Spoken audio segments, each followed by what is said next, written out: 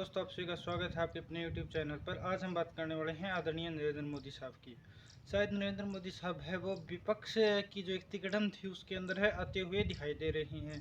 जैसा कि आपको पता होगा कि विपक्ष ने अपने जो नाम का अर्थ बनाया था उसके बाद जो शॉर्ट फॉर्म बन रही थी वो इंडिया बन रही थी।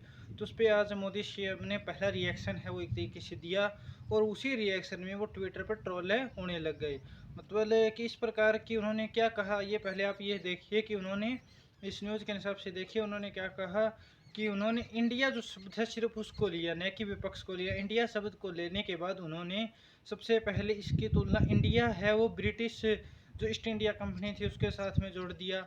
उसके बाद में एक आतंकवादी संगठन था उसके साथ में जोड़ दिया, पीटीआई के साथ भी इसको जोड़ते हुए मोदी साहब है वो दिखाई दिए। तो इन सब के बाद में जो ट्विटर पर ट्रोल है वो मोदी साहब होने लग गए, क्योंकि मोदी साहब का खुद का ट्विटर हैंडल है वो पीएम ऑफ इंडिया है, बीजेपी फॉर इंडिया है, प्रेसिडेंट ऑफ इंडिया। जो भारत में मोदी साहब हैं वो काफ़ी ट्रोल होते हुए दिखाई दे रहे हैं।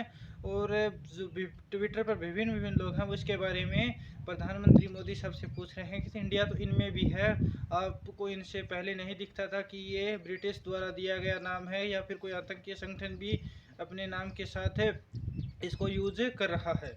दूसरी ओर एक ट्रेंड ये भी चल रहा है कि जिस प्रकार से आपको याद होगा कि राहुल गांधी ने मोदी सरनेम वाले केस में उनको 2 साल की सज़ा हुई है, तो प्रधानमंत्री मोदी ने जो इंडिया देश का अपमान है एक तरीके से, इस प्रकार की ट्रेंड है वो भी चलता हुआ दिखाई दे रहा है।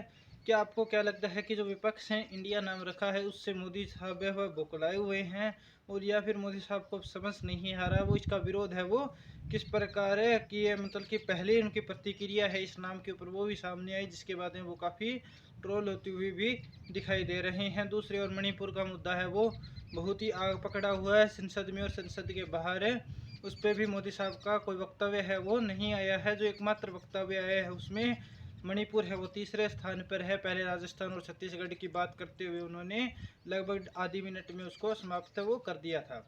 धन्यवाद दोस्तों, इसी प्रकार की वीडियो देखने के लिए हमारे चैनल को लाइक करें, सब्सक्राइब करें। धन्यवाद।